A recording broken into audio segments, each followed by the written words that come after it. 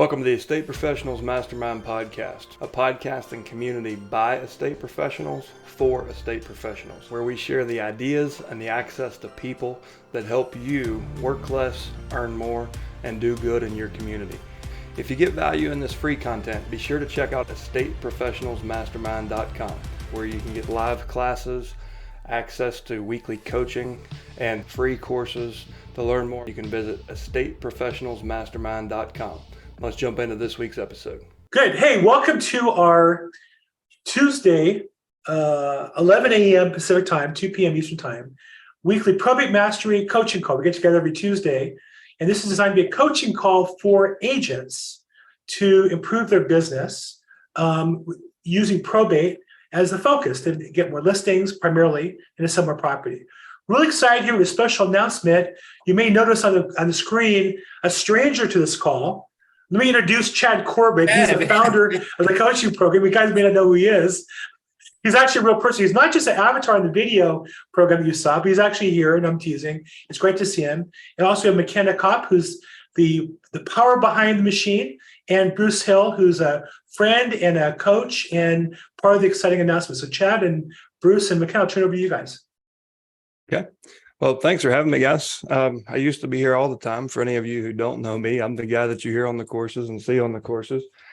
And before we got rolling, I was just telling the story of a lot of the story of why I haven't been so present, but finishing a property here in West Virginia and dealing with family obligations. But I'm here today to pass a baton. So 9 years ago, I learned I was a probate educator. I learned that I enjoyed that, and I got more from that, and I could have a bigger impact as an educator than I could as a practitioner. Scared the hell out of me to step out of production because I thought I would lose credibility with everybody. What I learned was that instead of working in one market and one business, I started working in thousands of markets and thousands of businesses. And I did a little bit of accounting, and I think, best I can figure, I've had the privilege of training around 5,000 people in paid courses and certifications, but reaching hundreds of thousands and reaching millions of families and producing billions of dollars in business income for you guys. So that's come to an end for me. Bruce Hill is a personal friend of mine, somebody I've helped mentor into this space. But I'm at a point in my life where I can't be what I think you guys need. So it's a privilege for me to be able to hand this off to Bruce and let him take the brand forward in the communities. And I'm going to take a bit of a radical sabbatical and kind of figure out what's next for me. But for me to feel guilty that I'm not showing up in the way that I used to, the way that I expect what you guys deserve, it's just Bruce is a better custodian of this. And along with the help of Bill and McKenna, it's a bittersweet moment for me. I'm extremely proud of what we built here. Please keep this momentum going. I'm proud of each and every one of you guys. I've been seeing these faces for years. So it's for me, it's partly an accomplishment to celebrate that I was able to spend a good chunk of my career doing this work that I feel was meaningful with people I really enjoyed. It's also kind of sad because I'm like, man, this is the last 9 years. This is what I've done. So, but I'm going to, what's right for me, I think is creating some space. I feel called to serve at a higher level, and I don't even know what that is yet. So I'm going to have a radical sabbatical. I'm moving back into my fifth wheel here in about 2 weeks. I'm going to live throughout the Rocky Mountains for the rest of the fall until the snow pushes me into the desert, and we'll see from there. I'm saying no to all opportunities right now, just literally taking a sabbatical and clearing the space. And eventually I'll probably be pushed back into the demographic we're serving here, but probably not in an education capacity, maybe in developing artificial intelligence to help you guys do what you do better. It's a shame to waste a decade of experience watching these families struggle and watching the real estate and legal practitioners struggle. So for me, I think that probably looks like developing tools that will help make everything easier, more efficient, and less stressful for both the professionals and the families. But I'm going to go sit in the Rocky Mountains and fly fish and stand by fires and figure that out. And I'll let you guys know. But really honored to have Bruce be the one that was, the person who would step up and be who you guys need to be as a coach and a trainer. His style is different than mine. We both, if you ever watched us when we both were at all the leads, I mean, we were complimentary, but also combative at times. He would say, no, I don't think you should do it that way. Here's how I do it. And that's a really great thing. And I hope you guys will find that too. Like, call his ass to the carpet, hold him accountable, and say, no, Chad did it better. We want to hear it his way. But no, Bruce has a lot of experience in this space. There's nobody else in the country that, as an educator and a coach. I mean, Bill is an amazing leader in this community too, but he doesn't want to stand in front of, he doesn't want to work 80 hours a week, and Bruce does. So he's your guy now. You don't put me on that hook. But anyway, that's, guys, I from the bottom of my heart, thank you for being part of this community. If you're not here on this call, you're listening on a podcast, thanks for trusting me and allowing me the privilege to be a leader in this space. It's been an amazing ride, and I can't wait to support Bruce. I mean, in the background, we're friends, and I'm a sort of a coach to him. I'll still have some influence in the community. You guys can invite me back anytime, and any of you guys, my email, I'm keeping the company Magnum Opus Project will continue to be my personal brand, whatever it may do.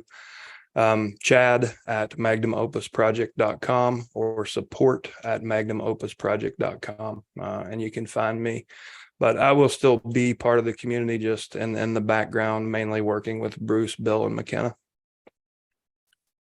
So any questions, comments anyone has, I'm happy to answer anything. First thing is, I would like to just express some appreciation to Chad. I can remember 8-9 years ago, I gave Chad a call for the very first time. We'd never had a conversation before. Both of us were living in Roanoke, Virginia, and both of us were selling real estate. And I can remember pawning a couple of my agents that weren't so good off. We'd let them go and be like, hey, we think that you're going to be a good fit on someone else's team. And they'd say, where should we go? And we'd say, oh, Chad Corbett's team, because he was our biggest competitor. And he'd turn them into good agents. So we kind of had a little bit of a non-relationship, love-hate relationship with each other as competitors, but we didn't know each other. And when I decided to move, I gave Chad a call. I can remember driving in a U-Haul truck, calling Chad, and about 30 minutes into the call, it was a Step Brothers moment where it was like, man, I think we just became best friends.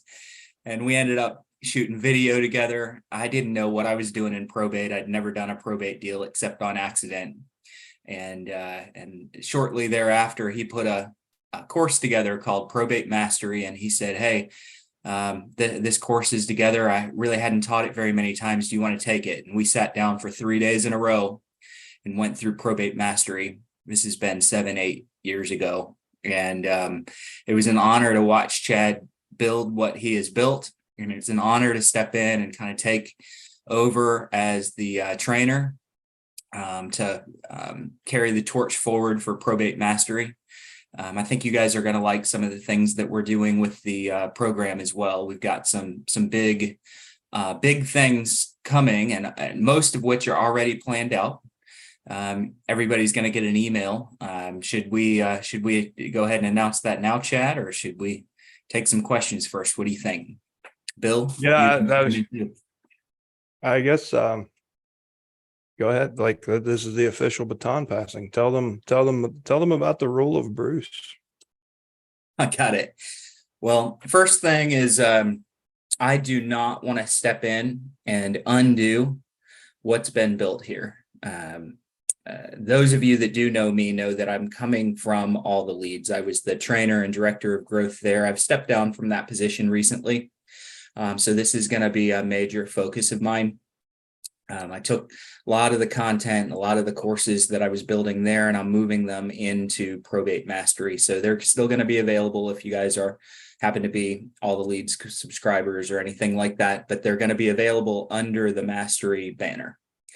And so Probate Foundations is moving over under the Mastery banner. Chad's course, that 15-hour course, which is just wildly valuable, is going to stay.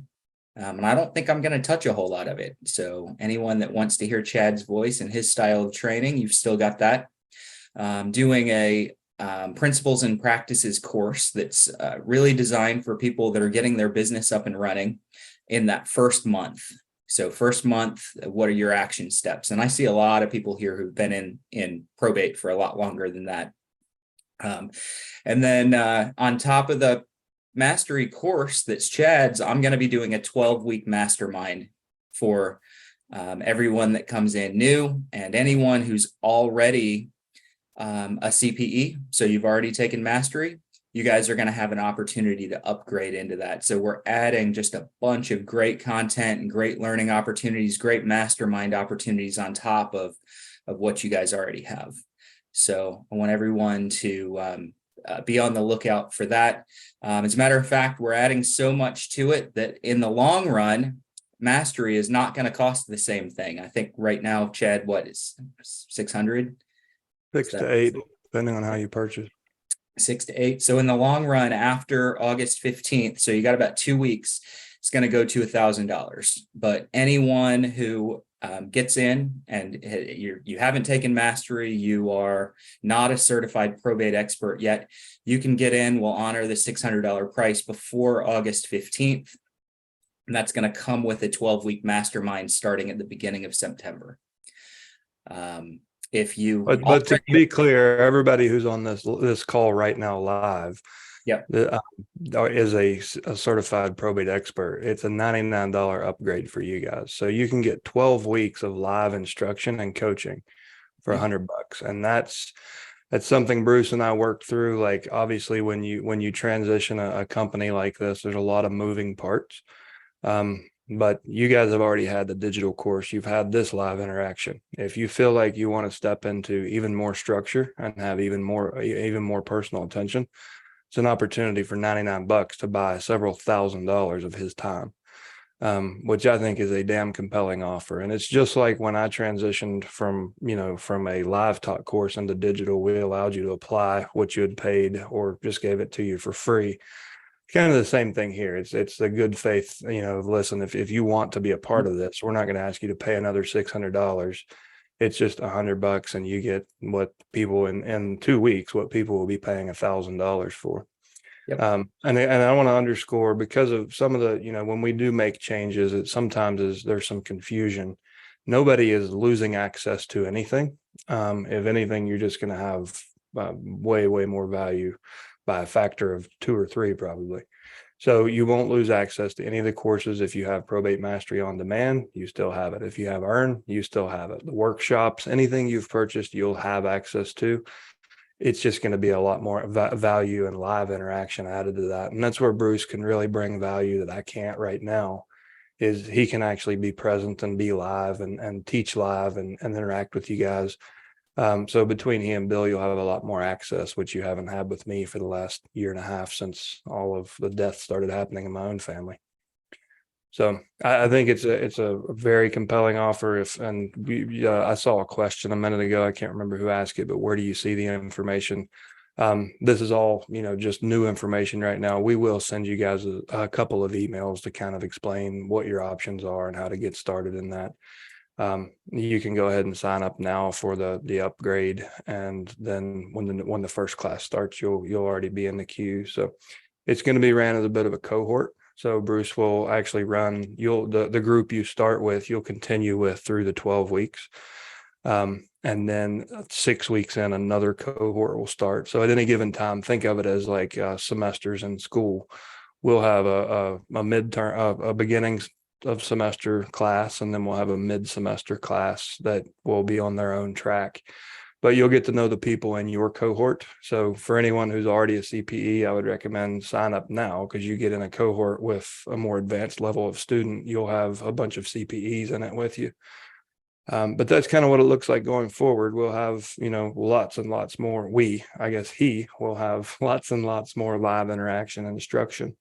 And that's something that I've felt bad that I haven't been able to provide, because I see it's what is needed or where the demand is. So.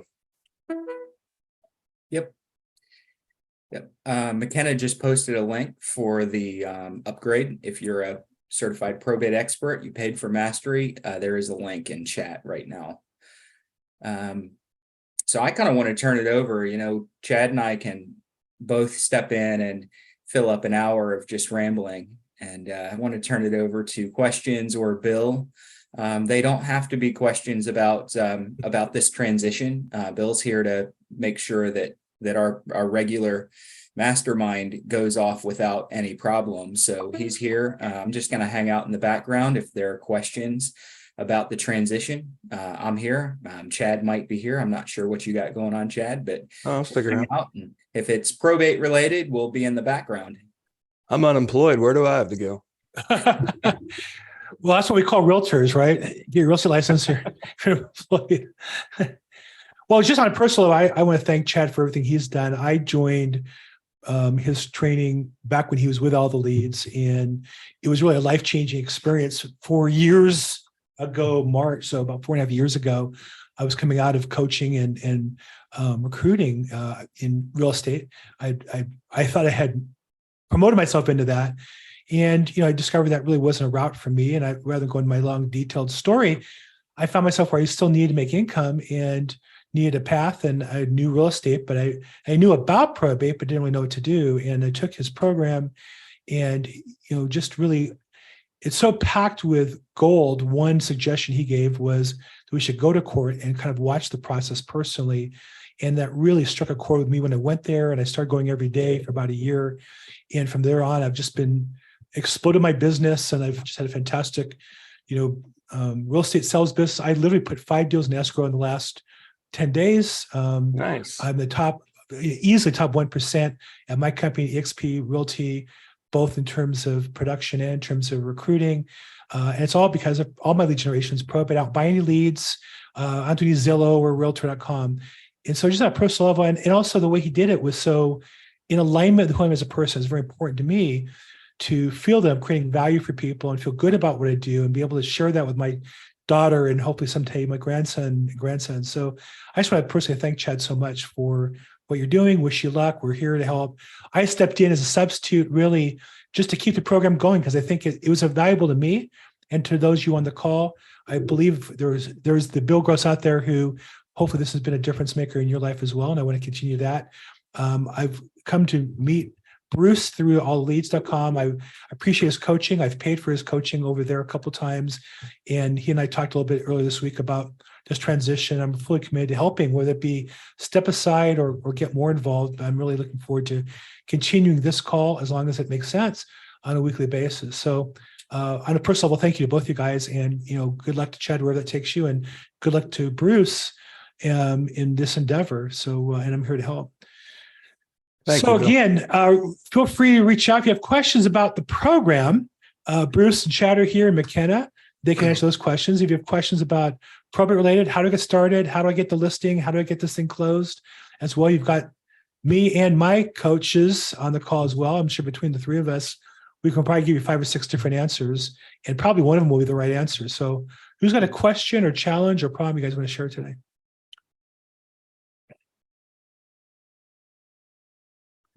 I thought, because there's always that deathly silence in the beginning, I find when I start talking, people find their voice. I did have one story to kind of share today, which is what I would call the nature of probate.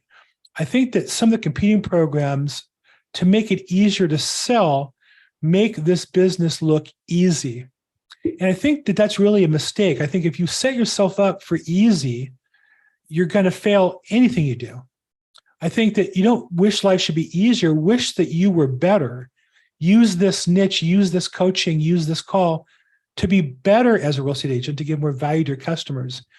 The nature of probate is, it's true that unlike other agents who have a lot of competitive other agents to list the property, they go on presentations with 5 agents and they have to have fancy packages. We're more problem solving to get our deals. The downside can be sometimes that our customers are a little less experienced in real estate. An heir who gets a property didn't buy it and may not know how the business works, may not know how to fill the paperwork, may not even be able to electronically sign, may not be able to manage all the paperwork. And so I think, I end up hiring notaries and mobile notaries and colleagues who go out and get papers signed. I deal with, prospects who are, literally, impoverished. and this is life-changing money for them. And whereas a lot of realtors don't spend the time on that and find that distasteful, I'd rather help that person than be one of 5 realtors competing with some, nicer neighborhood and getting 1 of 5 listings or 1 of 3 listings. But you're not going to make a difference in their life. They can pick somebody else, and they treat you like they could pick anybody else. So again, if there's one lesson I would say for anybody here, people, I get this phone question all the time from people when they find out I'm a probate. Well, is that easier to get business that way? And the answer is no. It's just different, and it aligns with me and my interests. And I found a strategy that works for me. I work hard. I don't work more than 40 hours a week. I work a structured schedule, but it's not easier. It's different. It's in alignment with who I am. And I think that Chad's Probate Mastery helped me get aligned with that early so that I was willing to embrace that work and realize that's the value I'm creating for other people. Mm-hmm. So with that, if you're going to ask a question, don't start with which is easier, A or B, because I'm going to tell you it doesn't matter which is easier. The answer is going to be which one's better for your customer. That's the one you should do. The one thing that was shocking to me, like when I did probate found me, I didn't go looking for a niche. Like it seemed to have come to me, and the feels is what kept me in it. Like once I saw that you guys have all had mastery, you've heard the story of Pam. And once I saw the relief and the weight that lifted off of her shoulders, I'm like, holy hell, how many people can I do this for? And for anyone who hasn't done a probate deal or you're struggling, like you will get more reward from this than any other transaction type you will ever do. And that's honestly the oxytocin and dopamine addiction that I got in serving these clients. It just we could do things that are super simple to us. We do this. It just seems like as simple as writing a check. But for them, it's so profound. Like it can be literally life-changing money just because you stepped in and actually helped them do X, Y, or Z with the personal property or the real property. And that's one of the best things I'm taking away from this. Obviously, we're entrepreneurs. We all like revenue. But the highest currency I can take away from the last decade of my career are all the stories and my own stories, and all of you guys, all the students, just the true impact that you can make. It measures in hundreds of millions, if not billions of dollars across our community. And it's just going to get the opportunity. It's the unfortunate truth of demographics. Like this generation is coming to an end. And over the next 45 years, the majority of the baby boomers are going to transition upwards of $60 trillion of wealth to their heirs. And a lot of them are going to be taken advantage of. A lot of them are going to sell equity that they don't have to. So for anyone who's saying, if you're looking at this as an easy button, no, the business is not any easier to get at first. Now, I will say the disposition of assets is easier because they price to market, they price realistically, they don't have crazy expectations. So your cash conversion cycle can certainly be shorter, but as far as acquiring business, it's maybe even harder than some. But it is the commissions are there, so you get the same money or sometimes better money. You can demand a higher commission. But the biggest thing is the fulfillment that you get. And the other thing I was afraid of, this might be the last time I get to say this, but for anyone who thinks you're going to be called an ambulance chaser, you'll be judged by your peers or, be looked at as a predator, the hell with that. Just thinking, get it out of your head. I've done this for a decade. And I will tell you guys, even me standing here, there's thousands of hours of me on the internet doing the right damn thing. And I don't have to delete comments. The poison pens don't come at me, because I've done this with ethics in the forefront from the very damn beginning. And every family I've ever helped has had an opportunity to leave bad reviews or complain. Every student I've ever taught and all of their clients. And when you're doing the right thing, you don't have to worry about that. There's some sort of like universal insulation around you of if you're a benevolent professional pursuing this for the right reasons. You don't have to worry about what your peers say or what anyone in the community is going to say, because eventually they're going to go, holy shit, that person is making a difference. So if you have apprehensions or if you're thinking of giving up, don't, man. Like you can make such a lucrative career out of this and really, really make an impact in the community. Debbie, you have something? You're unmuted. I just have 2 quick questions. One is, what is the best CRM to use for probate? The one you will use. Anyone? Is Just that what waiting you're on that. saying? Yeah, I mean, these guys can answer too. My opinion is the one that you will use, and usually what that means is the one that is matched up with your level of tech savviness. I'm not going to tell you to jump into Go High Level and fully customize a CRM and have it automate all of these things. I don't know. There's a lot of follow-up questions I would have to ask, but one that is simple, one that's not intimidating to you, and one that clearly shows you who your priorities to call are. All the Leads has a CRM component. It's more of a list management tool. What's really nice about that one is it's built specifically for probate. It doesn't have the bells and whistles that you're going to see in modern CRMs, but it is a really good list management tool for a probate list. And then what's great about it is it's tied to their marketing house. So you can literally autopilot your direct mail marketing. So it's probably not the answer you're looking for. There's so many out there. It just depends on what features you demand. Are you running brokerage services as well as investment? Are you providing just listing services or both buy sell side? Do you mind paying $300 a month, or does 25 feel better? There's just so many factors that go into it. But the number one thing in a decade of answering this question, the worst mistake I see agents and investors make is investing in a software tool that's too complex for their level of tech savviness, and it's a complete waste of money. So just make sure you buy something that you understand.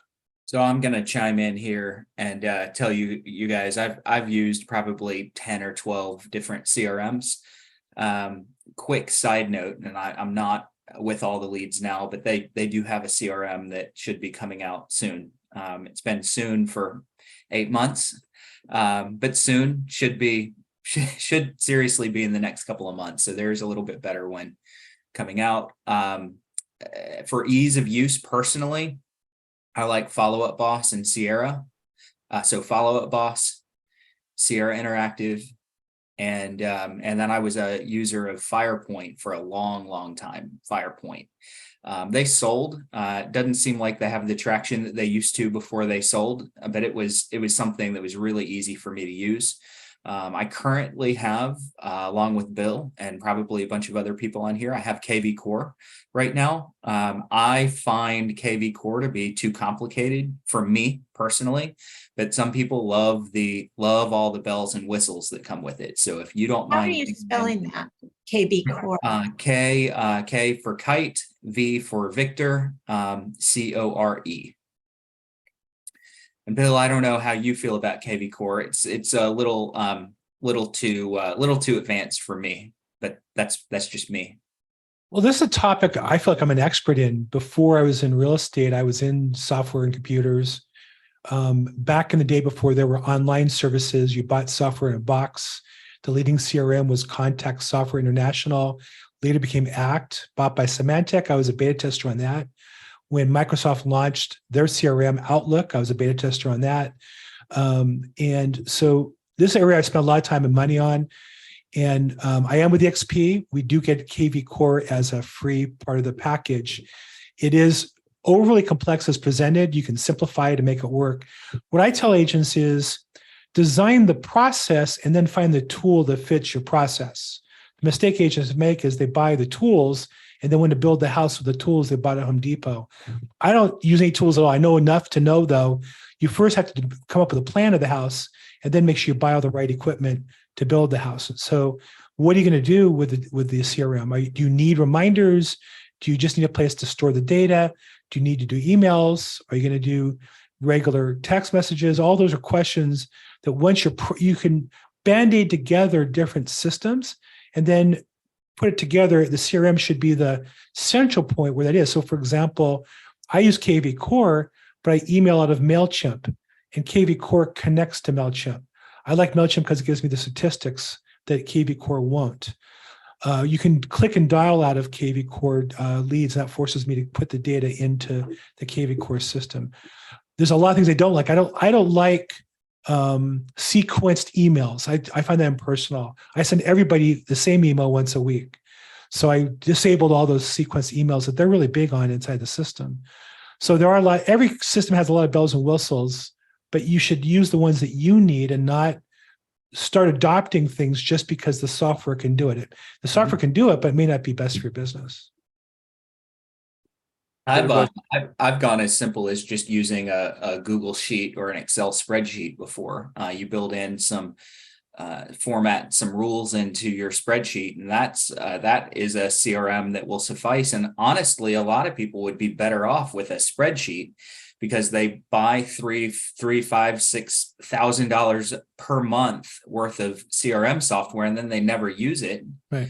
When they could just use a free spreadsheet. Now, is it fancy? No. Does it have anywhere near what a good CRM is going to have? No. But there's nothing worse than spending big money every single month on a CRM and not even looking at it. Yeah, you shouldn't have to spend any real money on it. Anything costs more than $100 a month, you're overspending on something, hoping that will solve your problem. And your problem is you're not talking to enough people. And probably it's because you're not picking up the phone to call people or driving enough people calling you. Mm-hmm. And that the CRM is not going to solve that problem, I don't think. So I agree with, in fact, literally, as we're talking, I have a spreadsheet. I export up KV Core, a group of people. I have a list of attorneys. I made a commitment to call 5 attorneys a day for the month of August. So I downloaded a list of 100 attorneys, names, address, phone numbers, and I'm actually putting the data in the spreadsheet just because I find it easier and faster to update. So yeah, it's not the CRM that's going to solve the problem. It's your business processes that you need to design your business. So my number, Bill, your number is 100. Mine's 300. 300 a month's the most I'll spend on a CRM. Chad, go ahead. Sorry. I was just going to remind Debbie, based on your suggestion, Bruce, one of the things we did recently in the last quarter or so was actually go back into Probate Mastery and put a module in to show you how to build your own CRM using a Google Sheet. So it's free. Mm-hmm. And I show you. And when I first started, when we first founded all the leads, we didn't have a CRM. And what we found is we would send a CSV file to realtors who didn't know how to use Excel. And so I developed a simple CRM just using a Google Sheet. And we at some point back in the winter had the inspiration to why did that fall through the cracks? So it's in session 2 of Probate Mastery. You can find an actual a demo of exactly how to use a Google Sheet. And it's really simple, but it works. It keeps you on track. You know when the last letter hit, the last call was made, and who you should be contacting. So, And did a I question for you guys. hear that this 1 second. Go ahead, Debbie. program usually takes 12 weeks? I'm on the self-guided one, so I'm just Mastermind, the new Mastermind program is going to be 12 weeks long, but that is like the culmination of everything that you've learned up to that point. Up until now, you've taken Chad's 15-hour mastery program, and I think that's what you're talking about. If you're talking about a different 12 weeks, so you've taken that. That's going to stay the same. You're going to be, at least for the time being, it's still going to come with that certification. You're going to get everything that you need. But if you want a peer group that step by step goes through and you're all role playing the same thing in the same week, you're all building your YouTube the same way at the same time, you're all building your vendor list at the same time together, action steps, that's what the mastermind's going to be for, is so that everybody's kind of doing the same thing with the accountability tools built into it. Now, the mastery program, amazing. Honestly, 12 weeks is going to duplicate a fair amount of what you see in the mastery program, but it's going to be week by week, paint by numbers. This is what we're all doing this week. So question for you guys on the offerings for folks that are, and thanks for putting this all together as well. I appreciate it. And I just got done with the course chat, so sorry that you're heading down already, but I guess it is what it is. So, but I appreciate everything you guys have done, and thank you. So the offerings, I'm about to start actually making my first calls with this. I was planning on it today. So for the offerings, I do have for out of town folks, trespassing sign posted, contractors to change the locks, things like that. What would you do? And if there's any additions to that, please feel free, for in town and spouses too. For offerings. My thought process is before I make an offer, I want to make sure that somebody becomes aware that they have a problem they didn't know about. So generally, before I make an offer personally, I will lead with a question that maybe they've never thought about before. So it might be something like this: Hey, I'm assuming your accountant has asked you for your appraisal? No? Oh, okay. I'm not 100% sure. Not every accountant asks for one, but many times you need to evaluate the estate at the time of the loss. That usually costs $500, $600, $700. Would you be interested in getting that for free? So now you can step in with a broker price opinion, and but you don't want to just come right out and say, hey, I'll give you an evaluation on your house for free, because they don't know that they need one. So first you want to create that void in their knowledge by saying, hey, has your accountant asked you for a copy of your appraisal yet? And we know that not all accountants are going to, but they should. They absolutely should. If they don't, they just don't really know what they're doing in this space. So they should be asking for an evaluation of personal property and real property.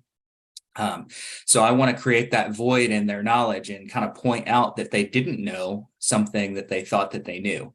And then I'll ask. And then Chad's got ways of leading in with the rekeys and the insurance. Chad, how do you lead into those? What you'll find, Michael, is it's almost infinite.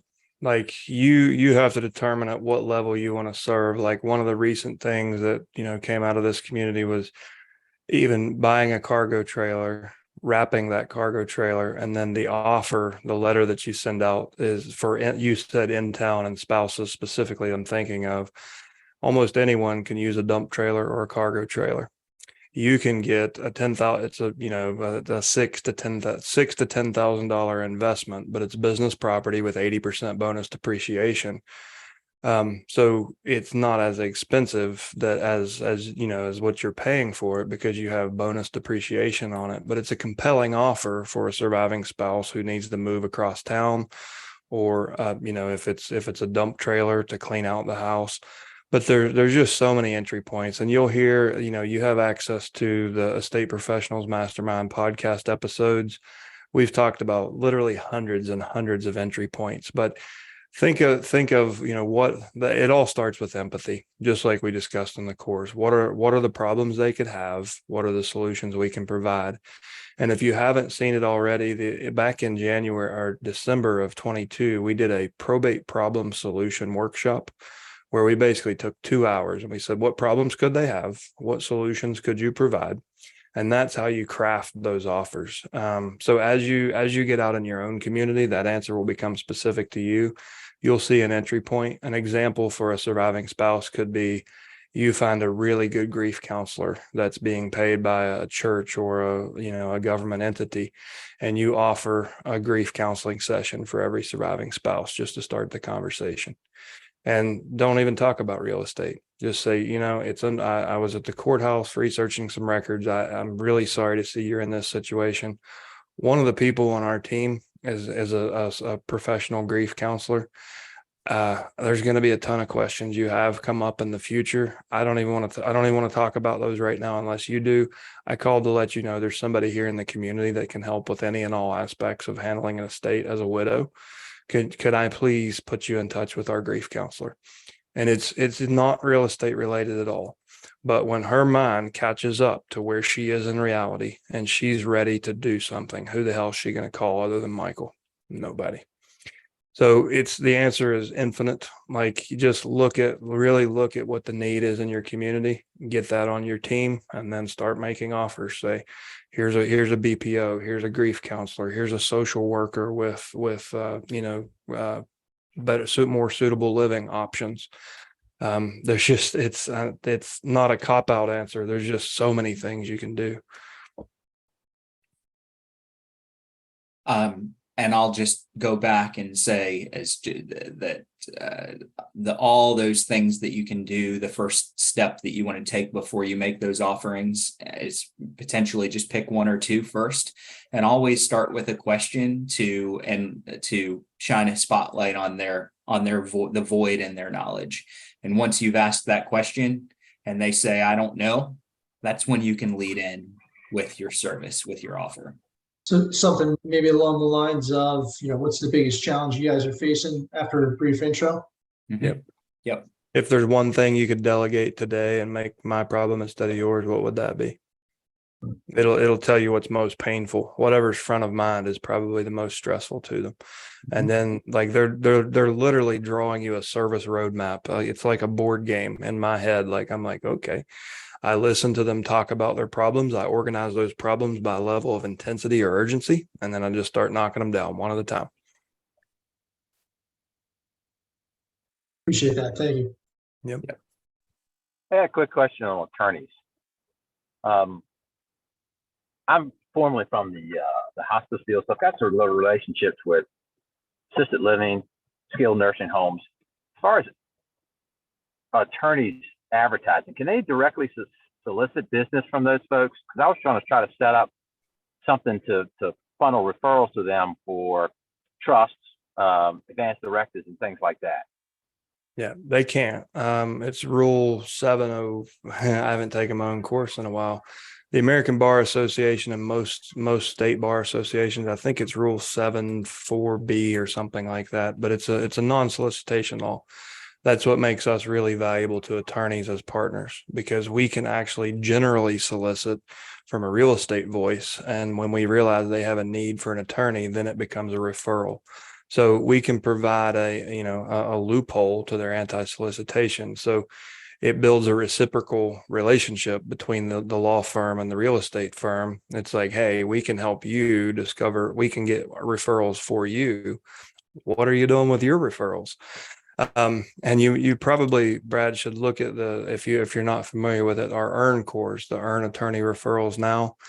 That was my best cut at all of my best ideas. And it really starts with showing you what a law firm looks like from the inside. I actually show you the law that says why they can't directly solicit.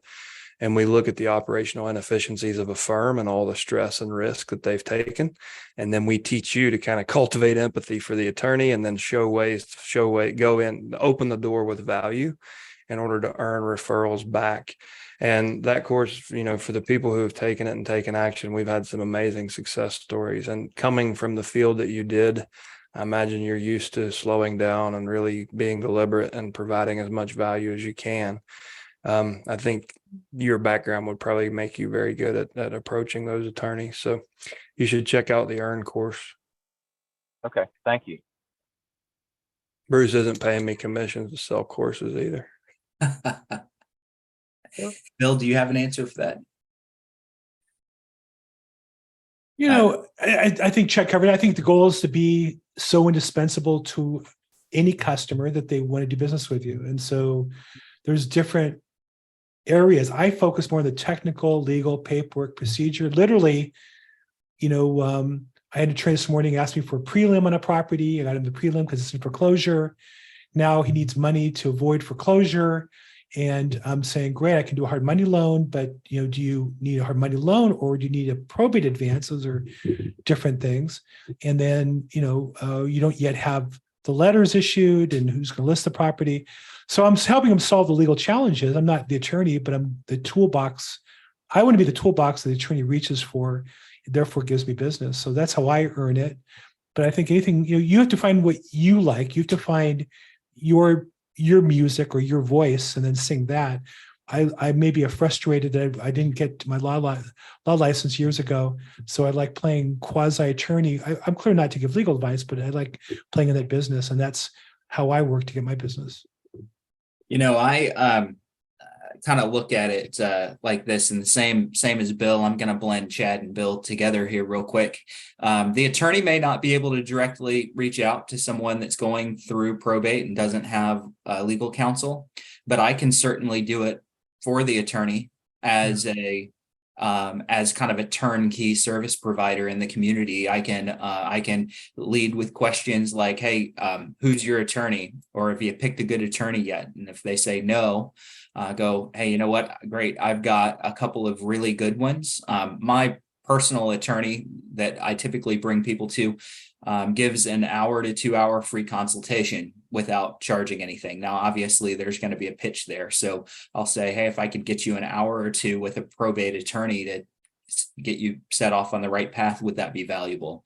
So I'm certainly marketing for my attorney connections and trying to drive business for them because they can't do it themselves. Not once there's a loss, they can't do a direct outreach, but I can.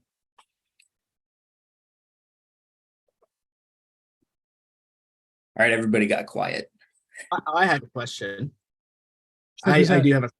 So Stephen Hughes out in Utah.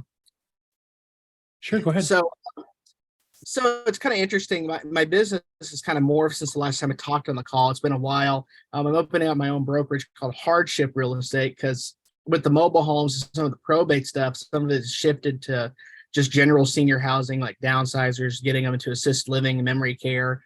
And then I've had a lot of bankruptcy and divorce come up. I actually had a meeting this morning with one of my attorney partners, and one of the things we were talking about with probate is just that most of the time they've already got somebody, of course, or there is not a house. A lot of the reason they're in probate is because of investments, but the house was already sold before that person passed away, but they still didn't set up a trust. So the 3 probate deals I've done this year have all been off market, where basically I brought an investor to the table to buy it. The problem I'm starting to have out here is our market is shifting, I would say pretty hard in Utah compared to many other states within the US, to where there's a lot of investors basically getting out of the business. They don't have the capital or anything else. So I personally am looking at starting to potentially pick up a couple of these things that come across, every once in a while. There's not a ton of opportunity probate wise in my area of Utah, but it does come up, and it has. The question is probably more of a business question. I've never done it before. Would it be advisable to set up a separate entity, like a separate LLC just for that side? Or would it be okay to still run it through my brokerage? What are y'all's thoughts on that? Because I've never done it before. So it's like, I might as well ask. Your question is, You want me to stay off my soapbox, Bruce? yeah, And in my Be lower nice. corner to Bill because we're stepping on him. Sorry, Bill. no, not at all, not at all.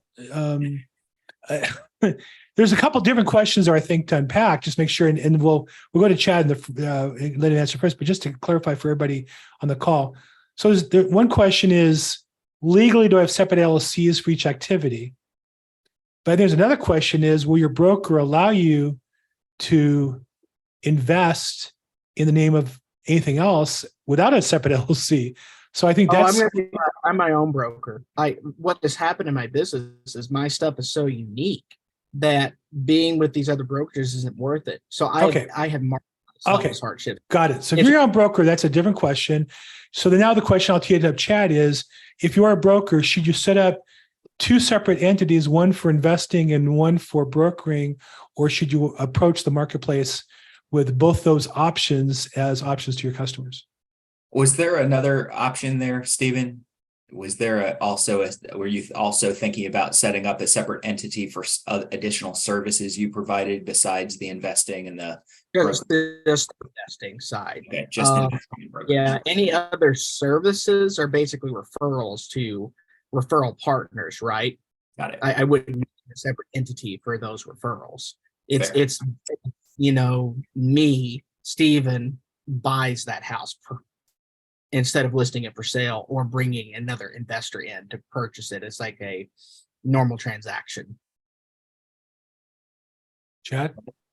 I'm going I'll to start by saying I'm not a licensed. second. I'm not a licensed attorney, but I end up doing a lot of my own legal work. I've had my structure tested multiple times. I structured it myself in 2011, and it's been tested, and I've always been okay because I didn't do anything wrong. What I did is I designed my structure from the courtroom backwards.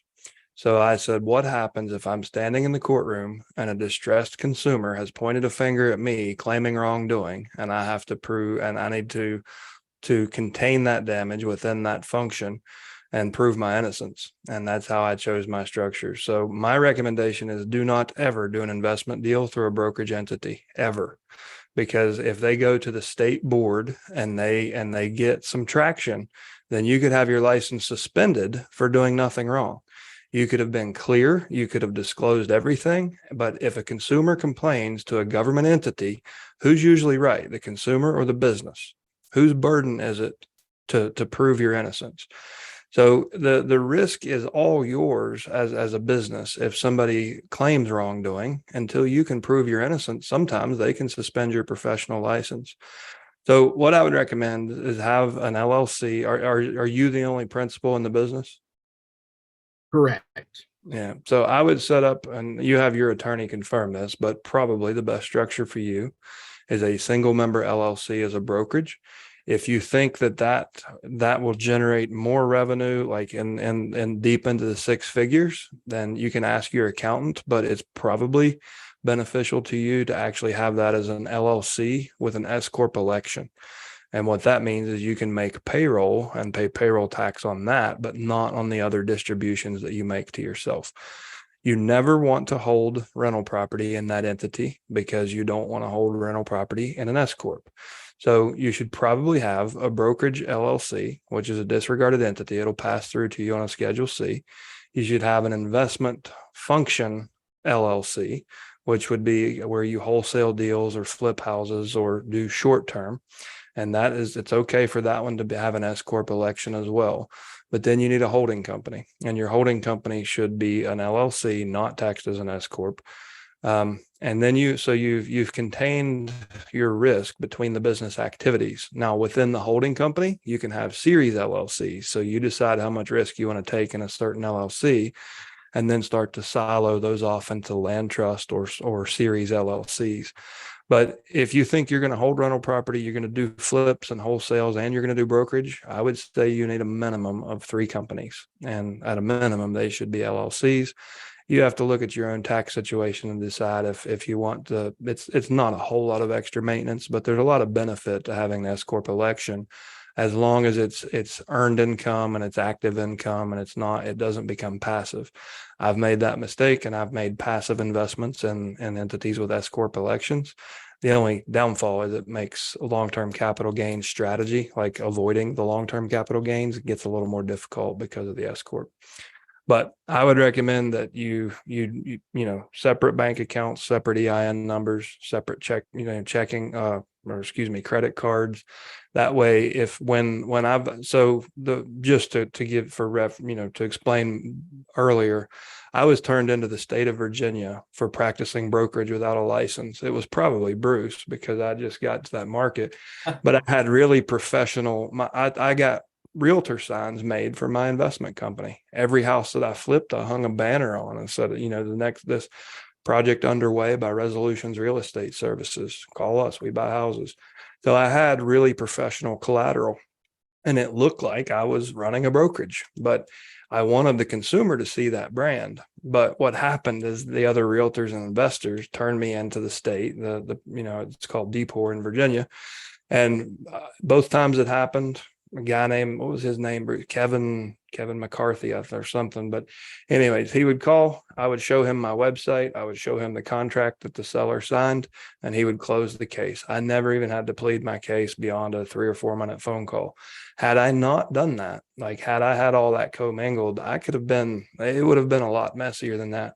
But I had very clear disclosures on my website. I had very clear disclosures in my investor contracts that no agency exists. Chad Corbett is the principal of this entity, buying this with the sole intent to make a profit.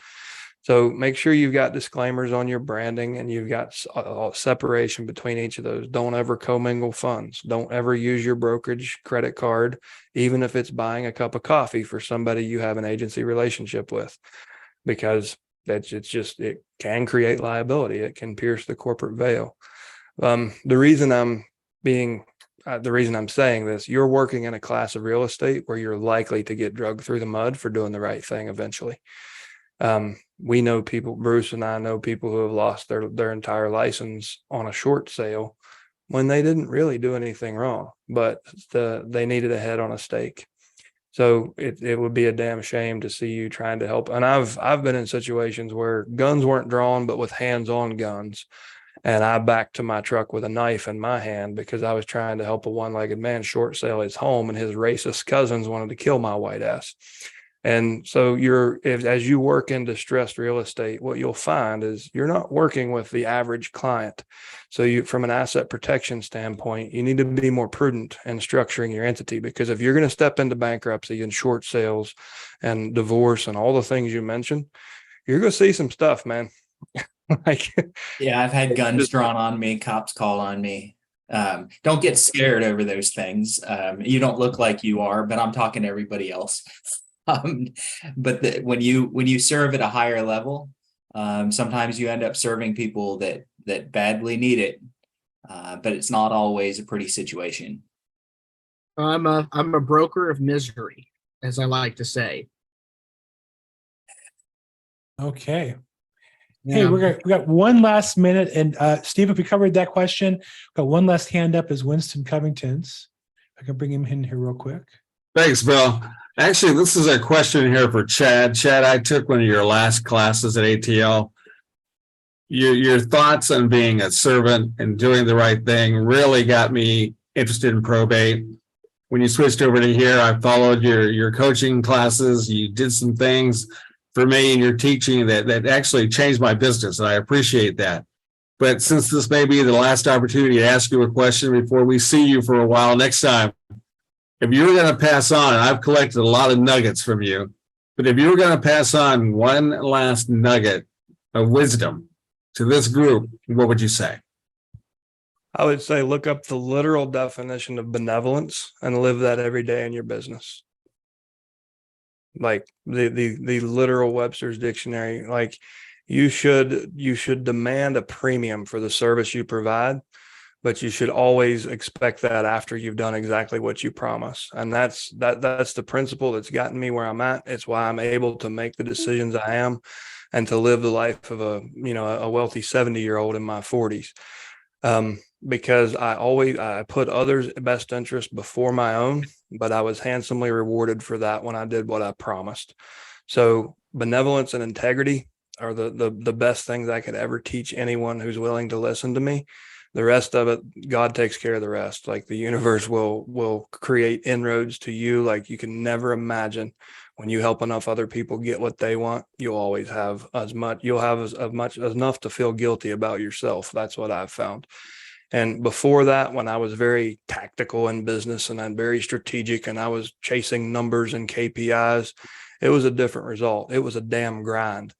And when I quit thinking about Chad and designing my real estate career and my real estate service, and I started thinking about Pam, that moment in that living room changed my life.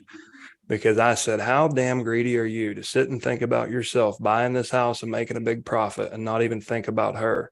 This was my internal narrative as we're walking back the hallway and I'm getting ready to make an offer on the house. And it just completely shifted. I gave her 4 options. She chose the one that was best for her. I still made money. I did a lease option and I ended up picking up 4 buyers off that house.